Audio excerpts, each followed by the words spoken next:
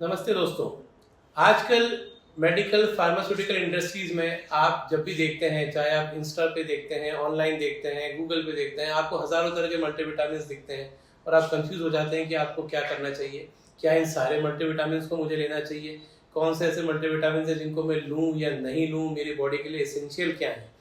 तो कुछ एक जानकारी आपसे साझा करेंगे कि कौन से विटामिन को नॉर्मली हमें लेना चाहिए और कौन से को आप अवॉइड भी कर सकते हैं, या लेटेस्ट गाइडलाइंस, लेटेस्ट रिसर्च में क्या चल रहा है उसके बारे में बात करते हैं।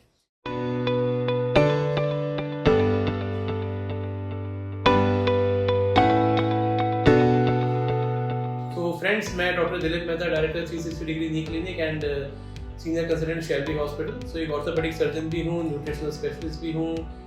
हम आपसे जानकारियाँ साझा करते रहते हैं नई नई गाइडलाइंस के बारे में, नई नई इनोवेशंस के बारे में, लाइफस्टाइल मॉडिफिकेशंस के बारे में, लॉन्जिटिविटी के बारे में, एंटी एजिंग के बारे में। सो आज बात कर रहे हैं मल्टीविटामिन्स की।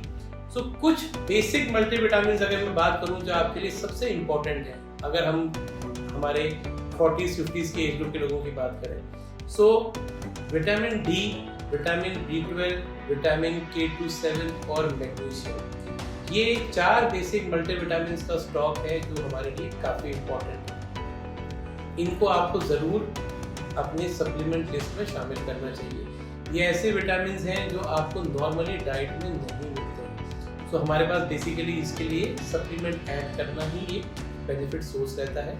विटामिन K2 आपको विटामिन K27 की फॉर्म में मिलता है। मैग्नीशियम आपको मैग्नीशियम की फॉर्म में मिलता है, जिसका डोज लगभग 500 मिलीग्राम के आसपास होता है। विटामिन डी 60,000 IU के आसपास का हमें वीकली डोज मिलता है, जिसे हम ले सकते हैं। विटामिन डी के बारे में कुछ नई नई गाइडलाइंस भी आ रही हैं कि आजकल daily high dose of vitamin D भी स्टार्ट किया जा रहा है। तो आजकल हम एक्टिव लोगों में 5000 IU भी डेली सप्लीमेंटेशन की गाइडलाइंस देते हैं। इसके अलावा आते हैं एक्स्ट्रा सप्लीमेंट विटामिन, जैसे कि विटामिन ई, जो हमारी स्किन के लिए, हमारे मसल्स के लिए, हमारी लेग क्रैम्प्स के लिए बहुत इंपॉर्टेंट है। तो अगर क्रॉनिकली फटीग रहते हैं तो विटामिन ई प्लस मैग्नीशियम का सेवन रेगुलर करना चाहिए। कुछ और एड ऑन सप्लीमेंट्स हैं, जैसे हमारे micronutrients, selenium, copper, manganese, इन सबको डाइट में कैसे शामिल करें। तो इन सब चीज़ों के लिए मोस्टली आपको एक बेसिक मल्टीविटामिन जो टैबलेट होती है, चाहे वो कोबाडेक्स हो, चाहे वो पिकोसूल है, वो आपको इजीली अवेलेबल है। इसके अलावा हमारी डाइट न्यूट्रिशन में जितने भी सीड्स हैं, आप एक सीड मिक्स बना सकते हैं। तो सीड्स मिक्स में आप पंपकिन सीड्स को ले सकते हैं, सनफ्लावर सीड्स को ले सकते हैं। ये बेसिक सीड्स हैं जिनको आप यूज करें। एक सीड का मिक्स बनाएं जिसमें फ्लैक्स सीड्स भी आप ऐड कर सकते हैं और इनमें आपको बेसिकली काफी हद तक माइक्रो न्यूट्रिएंट्स मिल जाते हैं। उसके अलावा आप ड्राई फ्रूट मिक्स बना सकते हैं। सो ड्राई फ्रूट मिक्स में बेसिकली हम आलमंड्स यूज कर सकते हैं, कैश्यू यूज कर सकते हैं, पिस्ता यूज कर सकते हैं, मैकेडेमिया नट्स यूज कर सकते हैं, पीकन्स यूज कर सकते हैं, वॉलनट्स यूज कर सकते हैं। इनको आप मिक्स करके यूज कर सकते हैं। तो ये भी काफी हद तक आपको सारे मल्टीविटामिन्स या जो माइक्रो न्यूट्रिएंट्स हैं वो सप्लाई करते हैं। कुछ एक चीजें जो नई एड ऑन हो रही हैं लिस्ट में, जिनके बारे में रिसर्चेस आ रही हैं और जिन्हें हम एंटी एजिंग के लिए यूज कर रहे हैं, जिसमें आता है NMN, जिसे हम कॉमनली NMN प्लस के आसपास के, और 3-4 तरह की कंपनीज का NMN आपको आजकल मिल रहा है, जो आपको ऑनलाइन भी मिल रहा है और कुछ एक ब्रांड्स अपने आप को प्रमोट भी कर रहे हैं। बट हाँ, ऐसी नई गाइडलाइंस आई हैं जो एंटी एजिंग के लिए NMN प्रमोट करती हैं और जिसका काफ़ी साइंटिफिक गाइडलाइंस भी है। अगर आप चाहें तो उनको अपनी डाइट में, अपने सप्लीमेंट लिस्ट में शामिल कर सकते हैं। उसके अलावा एंटी एजिंग में रेसरवाइटॉल काफ़ी इंपॉर्टेंट एक कंपोनेंट है, जिसे हम अपनी सप्लीमेंट लिस्ट में ऐड कर सकते हैं। सो सप्लीमेंट लिस्ट बेसिकली डिपेंड करती है कि आप कितने ज़्यादा जागरूक हैं, आप फाइनेंशियली कितना अमाउंट इन सप्लीमेंट लिस्ट पे लगाना चाहते हैं, क्योंकि everything comes at a price. तो अगर आप जितने भी NMN को यूज़ करते हैं, रेसरवाइटॉल को यूज़ करते हैं, तो इन सब की कॉस्टिंग काफ़ी हाई है।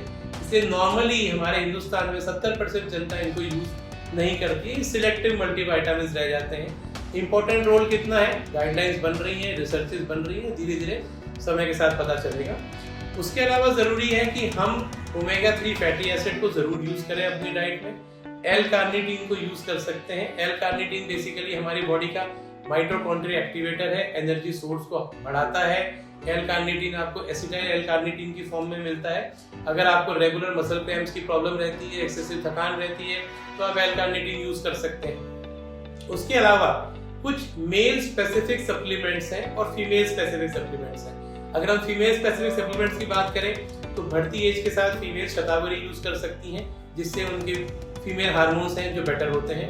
अगर मेल्स की हम बात करें, बढ़ती एज के साथ टेस्टोस्टेरोन लेवल डिप होने लगता है तो आप आयुर्वेदिक टेस्टोस्टेरोन सप्लीमेंट्स को यूज कर सकते हैं, आप फार्माकोलॉजिकल टेस्टोस्टेरोन सप्लीमेंट्स को यूज कर सकते हैं। और अगर आपको प्रॉब्लम ज्यादा हो रही हो तो आप अपने एंडो की सलाह लेके टीआरटी थेरेपी यानी कि टेस्टोस्टेरोन रिप्लेसमेंट थेरेपी को स्टार्ट कर सकते हैं, डिपेंडिंग अपॉन आपकी नीड क्या है, आपके सिम्टम्स क्या है। तो ये बेसिक है सप्लीमेंट स्टैक, क्या क्या जरूरी है, क्या फॉलो करना चाहिए। अगर अपनी नीड जिस प्रकार की हो आप उस प्रकार से अपने सप्लीमेंट स्टैक को डिजाइन कर सकते हैं। अधिक जानकारी के लिए डायरेक्ट मैसेज कर सकते हैं, हमारा नंबर आपके साथ शेयर कर दिया जाएगा। वीडियो पसंद आए तो उसे लाइक करें, चैनल सब्सक्राइब